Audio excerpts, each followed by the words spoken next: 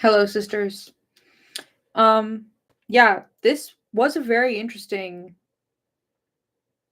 It was interesting for a lot of reasons that don't actually have to do with the book itself, but like basically. Okay, wait.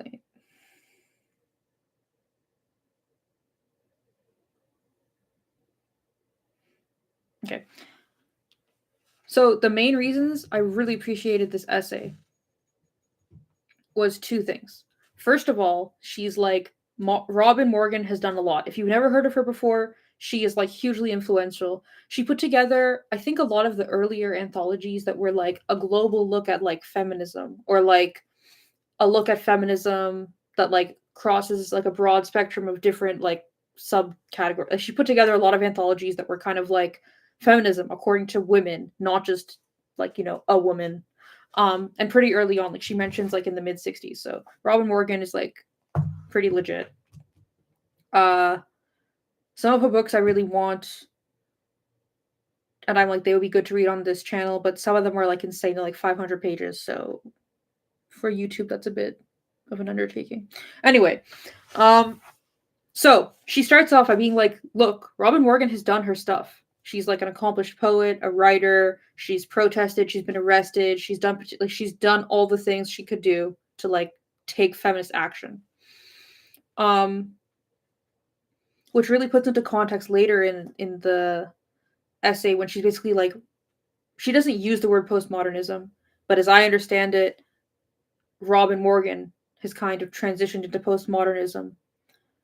And the way she describes it is one of the things I love so much about Marilyn Frye is like every time she approaches a topic, even something like the institution of heterosexuality, the institution of marriage, it's really clear from all of her writing that she finds it like almost contemptible. Like she never really has like a derogatory tone about it, but she always approaches the women who are engaging with it in good faith. She's always like, of course they're doing this, we understand why they're doing this, like it's, so she approaches this and she's like, look, Robin Morgan did a lot of good feminist work, and now she's kind of trying to like dismiss women trying to put action to their politics, or like follow through on their values in real world ways, in material ways. She's trying to dismiss that and thus dismissing herself because of her hopelessness, like because of her frustration and exhaustion. I'm trying to figure out which other words that they use: frustration, exhaustion, hopelessness. Yeah. So she basically is like, because this book was written in the 80s, 1982, right? The book that she's referring to. Like the Robin Morgan book was written in the 80s and 1982. So at this point, she had been doing feminism for 20 years, and she had been publishing, like, if not her own works, then also anthologies, like both, for like 20 years at this point. So I appreciate that she's like, let's have like a kind of humanist perspective on this, but that doesn't mean I'm not going to pull my punches. Like, she's like, this is stupid. This doesn't make sense. This, like, she's, I don't know. I just appreciate it. She's not like personally attacking this woman. She's saying like, look, this woman has done a lot, but at the same time, the logic and the mechanics of her arguments don't make sense to me, and here's why. So yeah, I also like, I don't know, it's so complicated to me because the way that Marilyn Frye talks about it is like this woman tried to do like the real world actions that would bring about feminism. And she seems to imply that Morgan has given up, or that she thinks it's not viable, and something like that. Robin Morgan is trying to find a different solution, basically. We don't know why, but it seems like she's given up on like material feminism in a way. And throughout Marilyn Frye's writings, she's always like, the number one thing women have, or one of the great things women have, is like the ability to imagine. If we can imagine an alternative, we can try to work towards that alternative. Like, the only solution to any problem we have is to try to do something differently. So to me it seems, and like this could be like completely made up, but to me it seems like Frye appreciates that Morgan is trying to like go in a different direction. She's trying to like reimagine something, do something that's never been done before, which I think a lot of feminists probably thought when postmodernism popped its head above the parapet, you know. But she's like, okay, so you tried something new, good job, here's why none of that makes any sense and it doesn't mean anything. So this is like the fundamental truth of choice feminism, liberal feminism, what I call modern day anti-feminism. Instead of saying men sexually abusing women is bad, they say, well, the woman chose to be sexually abused, therefore it's good. So Robin Morgan is, based on the essay, Robin Morgan is saying marriage can be good for women if we recontextualize the way we think about what marriage is. So rather than noticing the problem, examining the problem, trying to find a solution to like overcome or escape the problem, rather than taking these concrete like kind of like methodological steps, she's like, let's step back, let's look at the problem from a different angle, there you go, it's not a problem. That to me is like the fundamental issue of modern day liberal feminism, aka anti-feminism. That instead of noticing what's hurting women, why is it hurting women, how does it generate itself to stay that way, blah blah blah. How, like, instead of doing any of that, they're like, just step back, think about it a different way. There you go. It's not a problem anymore. And that's what Robin Morgan is doing. When I got to the end of the essay, like I don't know about this book. I didn't know that Robin Morgan had gone kind of postmodern towards the end of her writing career. Like most of her really famous books, I think, are like from the early 70s. Correct me if I'm wrong. But I want to like extend goodwill toward this woman, and I want to have the same like attitude as Marilyn Frye, which is she tried her best. She did a lot of work. She committed her life to this, and now in her hopelessness, she's like been basically led astray.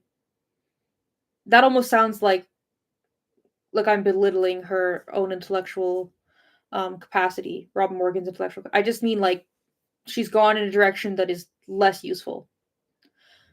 I want to kind of have that attitude, but I can't, because I'm not saying Robin Morgan specifically, like this individual woman is like the problem, but how many feminists did that? How many feminists were like, let's reconceptualize what we think patriarchy is. Let's reconceptualize what sex-based oppression is and stop taking real-world action to help women. How many of them started doing that? And like she refers to like there's like a second generation of feminists now. So she's kind of viewing like the mid 80s as like the newer generation of like feminists.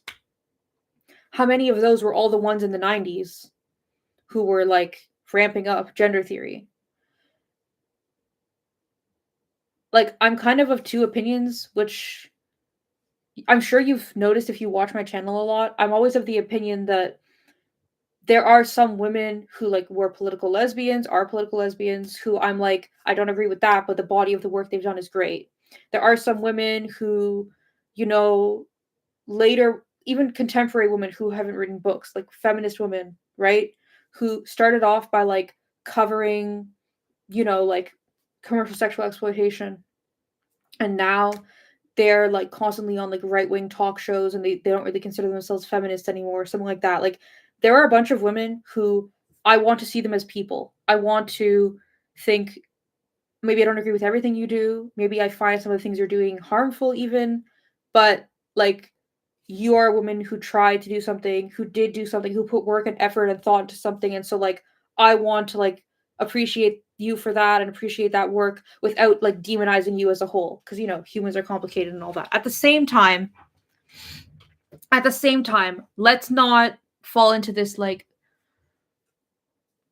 I think it's in one of Marilyn Frye's, I'm so obsessed with her. I think it's in one of Marilyn Frye's earlier essays where she's like, this idea of like the feminist utopia is bullshit. And she talks a bit about this, and Dworkin talks a bit about this in Right Wing Woman, and she actually identifies it as like a form of misogyny. This misogyny that women are like pure and innocent and can do no wrong, puts us in like this weird position where we kind of have agency removed from us, and we're not being respected as like true humans.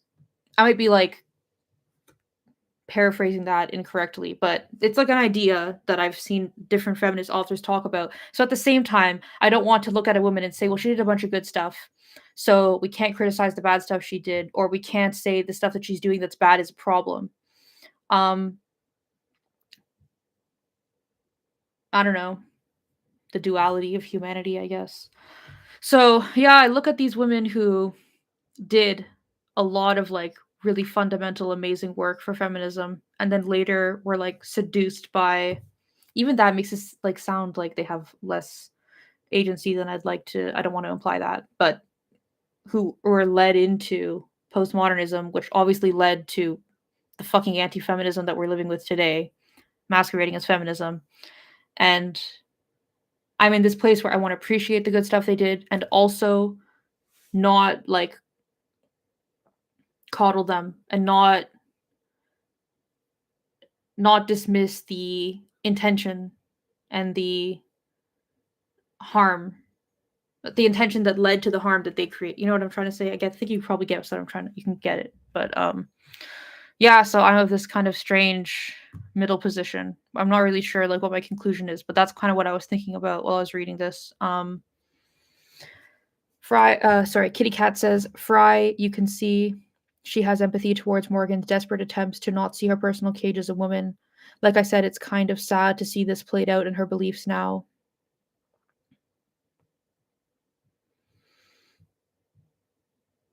Yeah, I guess I'm just trying to be honest. Something else I noticed. We don't have a lot. I don't have a lot to say about this essay beyond what I've already said. Something else that I noticed is okay, this I want to start becoming an essayist again. I think that like maybe actually I'll start because I'm going away for a week, so I won't be streaming this week, and I know I'm not working, so maybe I'll start. I want to make a Substack and start publishing essays. I have some old essays that were on my Medium that maybe I'll do like a second version of them and then like start writing other stuff that I got ideas for. But something that she does is that she always refers to the reader as a woman, and when she refers to like a person might do this, the base assumption is always that that person is a woman. So it like jumped out at me at the end when she was like people.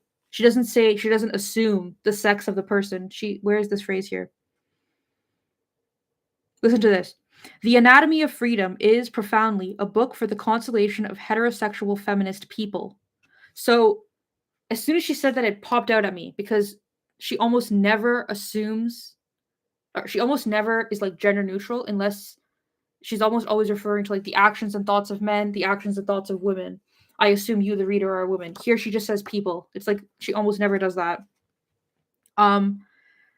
So I think what she's trying to tell us is that she thinks that this book was written in part like for men. And that to me is like another aspect of liberal anti-feminism, because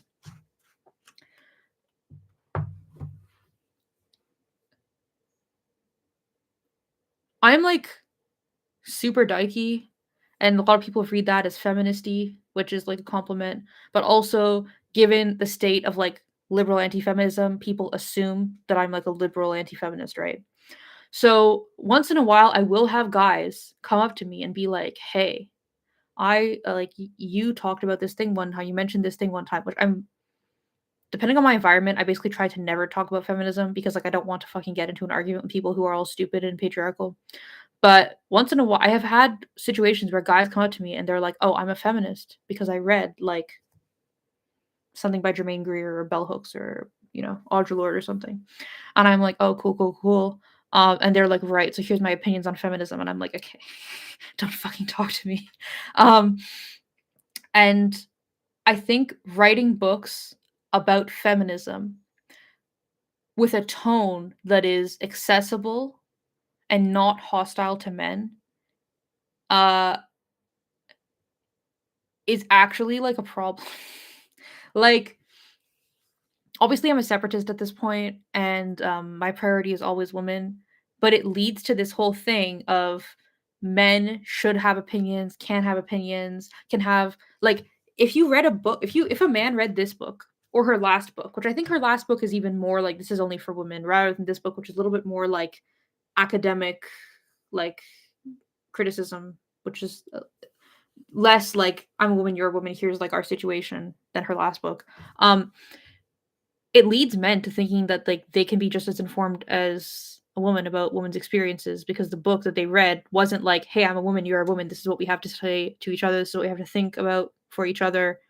um it like they're already so fucking arrogant. Don't give them any more reason to be arrogant. Now definitely I'm falling into a little bit of like a trap here by blaming the actions of men on women, but I'm just saying it's a general thing now. I'm not saying, and also I listed specific authors before. I'm not saying all those authors like wrote specifically to attract men, or that even she specifically wrote to attract men. Just when I saw that phrase on Marilyn Frye, it made me think about this. Men should like fix themselves and like society and all that shit, I guess. I don't really think women should be like spending their time on that. And I think that every woman who like every time I open Twitter Spaces like once every 2 weeks. I'll like open a Twitter Space and be like, "Ooh, what's going on?" And there's like invariably some fucking guy rambling about complete bullshit that some other woman has said better and more concisely and with like more researched like approach than him. Always some fucking guy rambling about bullshit. Immediately close the Twitter Space. Like I have no patience for this. How did that guy get there? That guy got there because women gave him attention and gave him validation and told him your opinions matter. The fact that you're doing this research is important. The fact that you care makes me like, yo, you're so special. What a great guy. Blah blah blah blah blah. One of the things I really appreciate about a lot of older feminist books, and by older I mean like second wave feminist books, is that like it assumes that the reader is a woman. There's obviously like a gradient to how clear that is, but it's I think a very good thing. Like I think if a man reads it, he should have the experience of, okay, so this is the experience of women and she's talking to women and that doesn't apply to me. I'm an outside observer while reading this book. Um oh my gosh, kitty cat. Let's not get into it. It's like so fucking horrible on social media. As I've said many thousands of times, just block all men, do not interact with them. They just like commit intellectual fraud and then like waste your fucking time with their stupid bullshit. Do not spend any energy even reading their stuff, like ever. A man likes a post by me, I block that man. Like I have zero fucking energy. Okay. Let me skim through this, see if anything else to say. I think I've kind of covered it all. Oh yeah, there's another thing that she mentions in here, which I kind of am reiterating something I've already said, but it's like more specific, I guess.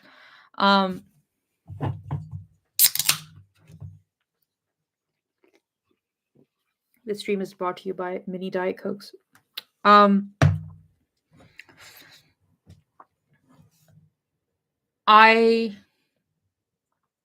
You see this a lot with liberal anti-feminism, where they're like, well, you know, X might be bad for like women, but I conceptualize of mine as differently, and I have an exceptional experience of it. So, for example, marriage.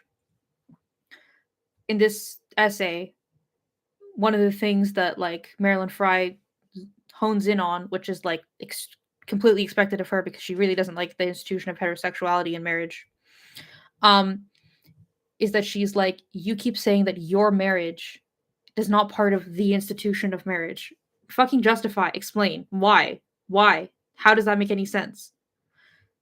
The reason that you're saying that is because either A, you have an exceptional experience where the man you're married to has never used his authority over you in any negative way, and you haven't been in any situation where you imagines he would have or he could have. Or B, you are in an average marriage like every other woman, and it has been to your disadvantage, but as a cope, you are, reconfiguring the negative experiences your marriage has brought upon you to be a positive, because like, you know, you're trying to like cope with that and handle that. And this is something that liberal anti-feminism does a lot. They'll take something that's very bad for women and they'll say, well, this woman's experience of it was good. It's kind of the thing we were talking about yesterday, where I had that like example of like these like Muslim feminists who are like, Islam is so great. And I'm like, because you've had like the 1 in a million experience, it doesn't mean fucking anything for like the grand structure of what that reality is. And again, it brings me back to that idea of, let's not demonize women, but let's be critical and like meet them in like a respectful kind of like playing ground where sorry, what's the word I'm looking for? I don't know which word I'm looking for, but like on an even playing field, where I'm saying, okay, so that's your argument. I'm going to take that at face value and respect that, and I'm going to like push back because that doesn't make any fucking sense to me.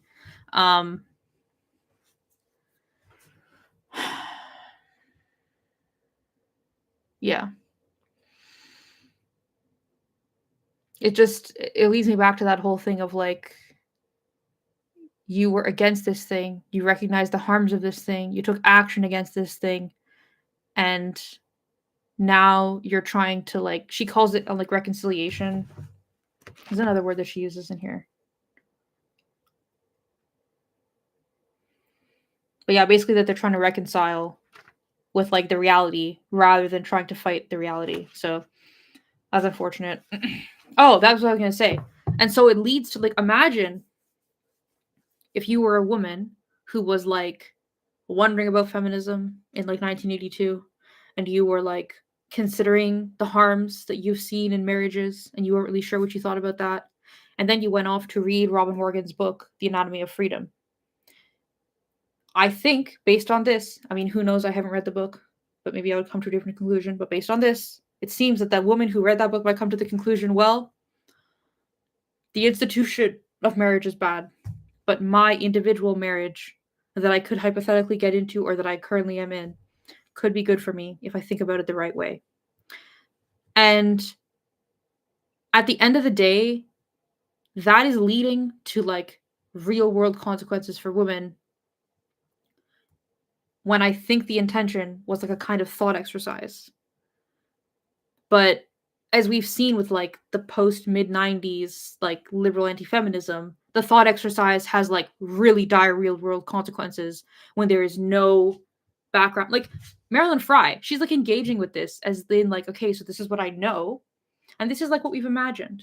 And when I compare what I know with what we've imagined, like it doesn't really make any sense. When you don't have the what you know before and you only have the what you've imagined, you're going to take it at face value, which is like what I did when I was younger. I only knew about liberal anti-feminism. I took it at face value, and I just kept wondering, like, how come it doesn't really make a lot of sense? Like, I just kept asking questions, and I was like, I don't get it. Like, am I stupid? And it's like, no, you're not stupid. You've been told this imaginary bullshit without any grounding. So when you're looking for the grounding, that's like the right thing to do. You need to find the right women to ask, like, or the right books to read. Yeah. So I think that's really harmful, and it makes me sad because the women who pick up that book, who are interested in feminism, who maybe have even heard, like I'm imagining this woman in 1982, this hypothetical woman picking up this book thinking, oh, Robin Morgan, never read anything by her, but she wrote that book, like, what is it called? Sisterhood is Freedom or something. She wrote like these very famous books. I've never read any of her other books, but this book will give me like the real truth about feminism.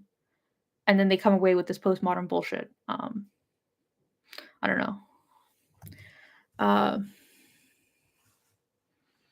Sabrina says, I don't believe in thinking about it, talking about heterosexual dynamics, because every woman I've known who fumes about it ends up having a latent desire for heterosexual marriage and gets married, LOL. The way I see it, I just have no stake in it, so it doesn't take up any of my mental real estate. Yeah. I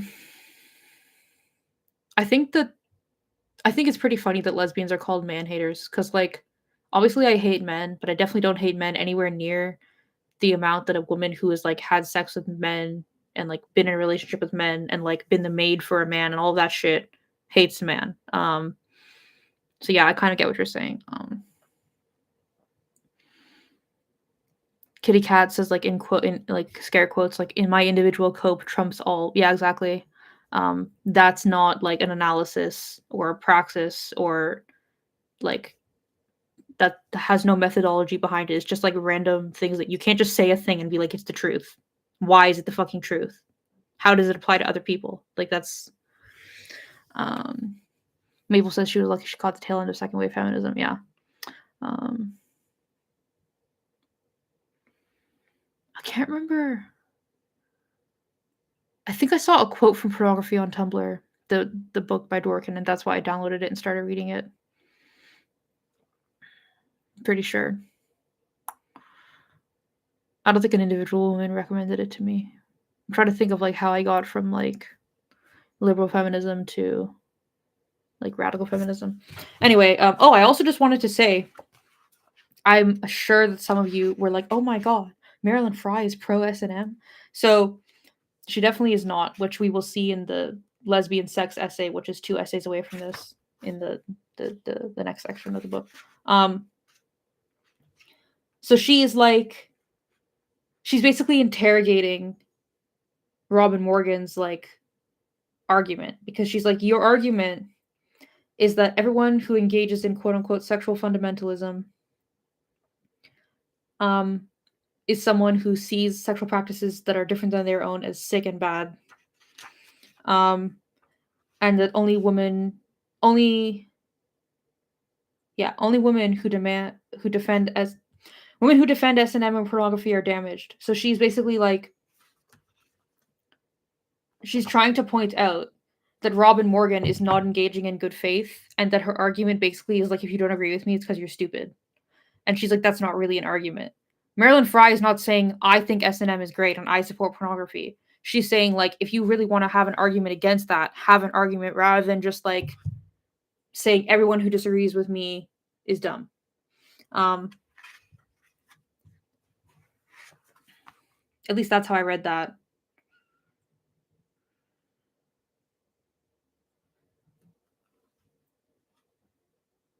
Yeah, like the phrase that she uses to end that paragraph is, with this decisive amputation, Morgan destroys any usefulness her ideas about sexual fundamentalism, sexual energy, and sexual violence might have had in the perplexing controversies about S&M and pornography. So she's like, you, based on what's written in this book, you could have had a really interesting like perspective and argument and made us think differently about how we confront this like problem of S&M and pornography. But because your argument is stupid, it actually doesn't help. So like, thanks for nothing. That's how I read that paragraph. But I imagine those who are more rhetorical in their internet engagement of feminism would hear that paragraph and think, oh, so Marilyn Frye is pro S&M. That's not the case. I think it's kind of the thing that I talk about all the time, which is like, I'm happy to disagree with you, but I need to disagree with you because you have like a logical, consistent argument that I can actually like confront, rather than just saying like, I don't agree because you're stupid. I'm like, how can I fucking argue with that I can't? Yeah, okay, so this is the stream for today. I don't have anything else to say. If any of you have anything else to say, now is the time. I linked the book underneath. I think there's like a Z Library link, which if you don't know how to use Z Library, like avoid it, I guess. And then there's an archive.org link, which I think you could just make an account and download it, or no, make an account and like flip through and read it online without downloading it. So I'm going to try to do that for, I think I did that yesterday for all of these 4 like reviews. I put like something in the description. So if you want to look at the book or read the book, you can.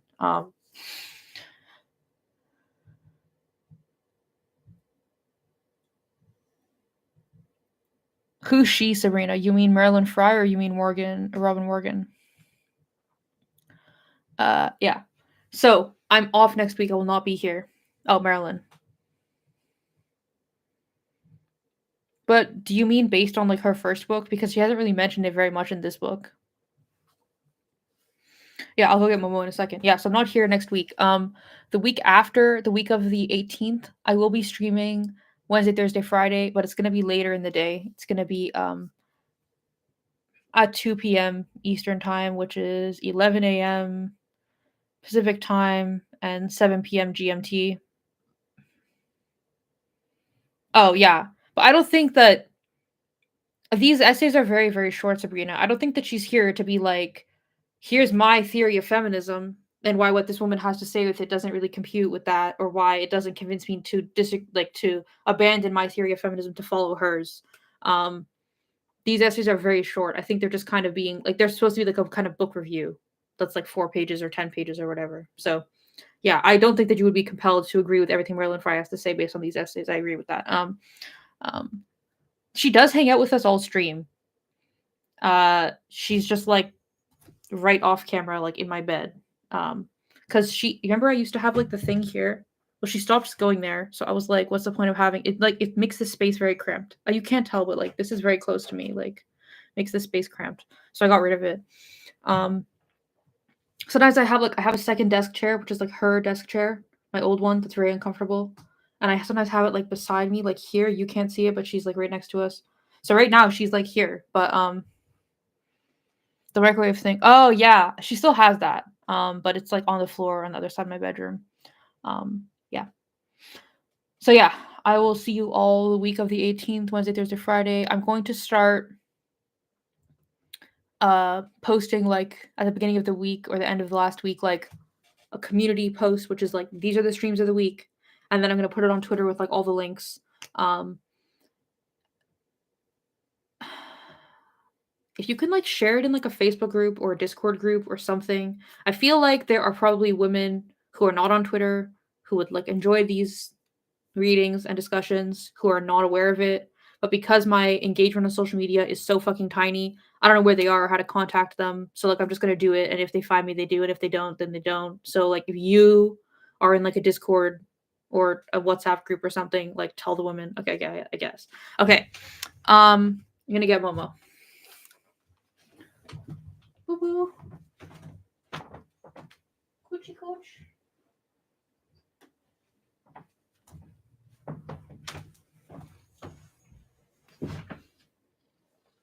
She's purring. Okay, lift your head up. I know you're like asleep.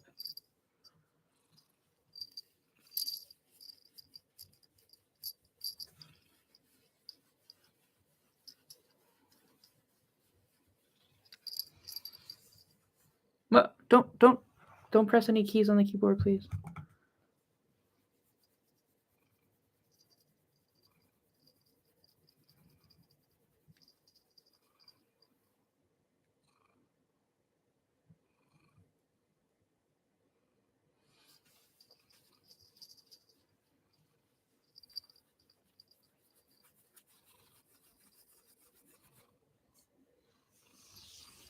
She's like melting into my arms. Momo.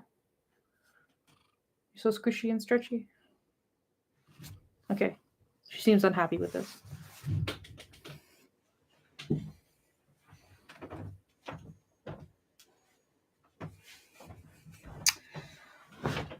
All right. Well, it's been nice. I hope you all have a great weekend and a great week. I'll see you back on March 20th. All right. Have a great International Women's Day, actually. Okay. Bye.